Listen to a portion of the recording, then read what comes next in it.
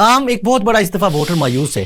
جس طرح کی پیچھے عمران خان صاحب کے ساتھ یہ ہوا, کچھ پولیٹیکل حالات بنے, تو اس ووٹر کے لیے جو یہ چاہ رہا ہے کہ ہم ووٹ نہیں دینے آئیں گے, کیا میسیج دیں گے اس کو کہ وہ کس مقصد کے لیے, یعنی اسے ووٹ ڈالنا چاہیے, کیوں؟ میرے صاحب ایک آپشن ہے ووٹ نہ دینا, ایک آپشن ہے غلط بندوں کو ووٹ دینا, اور ایک آپشن ہے صحیح بندوں کو ووٹ دینا.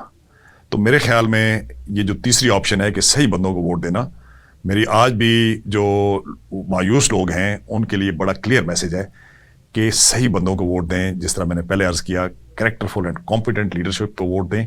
انشاءاللہ یہی کریکٹرفل اینڈ کمپیٹنٹ لیڈرشپ ہے جو پاکستان کو ان تمام مسائل سے نکال سکتی ہے. جو بڑے بڑے لوگوں سے بات ہوئی, جو فوج میں بھی رہے, جو سول ڈیموکریسی کے اندر رہے, وہ یہ سوچتی ہیں اور وہ یہ کنسیڈر کرتے ہیں کہ جماعت اسلامی جیسی دیانتدار جماعت کوئی نہیں, لیکن وہ کہتے ہیں کہ درمیان میں آڑے آ جاتی ہے عالمی اسٹیبلشمنٹ. وہ نہیں چاہتی کہ کسی ملک کے اندر پولیٹیکل اسلام آئے, ایک اسلامک نظام حکومت اسٹیبلش ہو.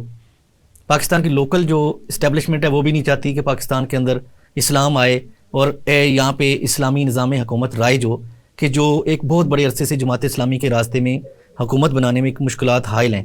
تو اب ان مسائل کو کس طرح ایڈریس کریں گے حکومت میں آنے کے لیے کہ جس کی بنیاد کے اوپر جماعت اسلامی ایک اسلامی نظام حکومت اسٹیبلش کر سکے؟ میرے صاحب یہ میرے خیال میں جو پرسیپشن ہے کہ international establishment and local establishment Jamaat Islami کے راستے میں رکاوٹ ہے, یہ پرانی پرسیپشن ہے. آپ قطر ایکارڈ کو اٹھا کر دیکھیں جو افغانستان کے طالبان نے اور امریکن گورنمنٹ کے درمیان ہوا, وہ اور اس کے بعد طالبان حکومت میں آئے. تو طالبان اگر حکومت میں آ سکتے ہیں اور پاکستان کو چلا سکتے ہیں اور انٹرنیشنل اسٹیبلشمنٹ ان کے راستے میں رکاوٹ نہیں بنتی, تو جماعت اسلامی کے راستے میں بھی رکاوٹ نہیں بنے گی. مجھے آئی ایم ویری کلیئر, بالکل نہیں بنے گی. اسی طریقے سے اگر اردگان اسلامک ٹرکی بنا کے اس کو ٹرکی کو آگے لے جانا چاہتا ہے اور انٹرنیشنل اسٹیبلشمنٹ اس کے راستے میں رکاوٹ نہیں بنی, تو ہمارے راستے میں بھی رکاوٹ نہیں بنے گی. اسی طریقے سے ایران کو آپ دیکھ لیں, ایران بھی اگر اسلامی ایران بن کے آگے نکلا ہے, سیکولر ایران بن کے نہیں نکلا, تو انٹرنیشنل اسٹیبلشمنٹ اگر اس کے راستے میں رکاوٹ نہیں بنی تو ہمارے راستے میں بھی رکاوٹ نہیں بنے گی. جہاں تک عوام ہے, عوام سے میں گزارش کرتا ہوں کہ خدا را ان ساری پرسیپشن سے نکلیں, کریکٹرفل اینڈ کمپیٹنٹ لیڈرشپ سے کے لیے کراچی والوں کو ماڈل بنائیں.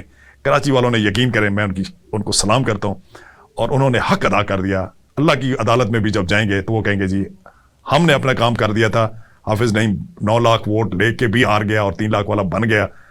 تو میرے خیال میں وہ اللہ کی عدالت میں کراچی والے سرخرو ہو گئے. میں ان کو میں وہ عوام کو بھی یہی کہتا ہوں کہ ان کو رول ماڈل بنائیں.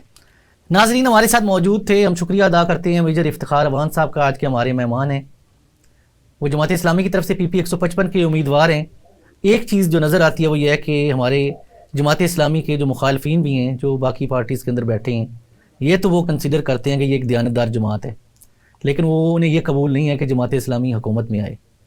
لیکن اگر واقعی وہ یہ کنسیڈر کرتے ہیں کہ جماعت اسلامی ایک دیانتدار جماعت ہے, تو پھر پاکستان کے اندر اگر انہیں حکومت ملتی ہے تو اس کے نتیجے کے اندر انویسٹر کا کانفیڈنس بلٹ ہوگا, جس کی بنیاد کے اوپر لوکل اور فارن انویسٹمنٹ آئے گی جو یہ سمجھتی ہے کہ پاکستان کے حکمران کرپٹ ہیں. تو جب کرپشن ختم ہوگی تو پاکستان میں میجر افتخار افغان صاحب جیسے لوگ جیتیں گے تو پاکستان میں تبدیلی کا سفر شروع ہو جائے گا. آج کے پروگرام کے مجھے اجازت دیجیے گا. اللہ حافظ.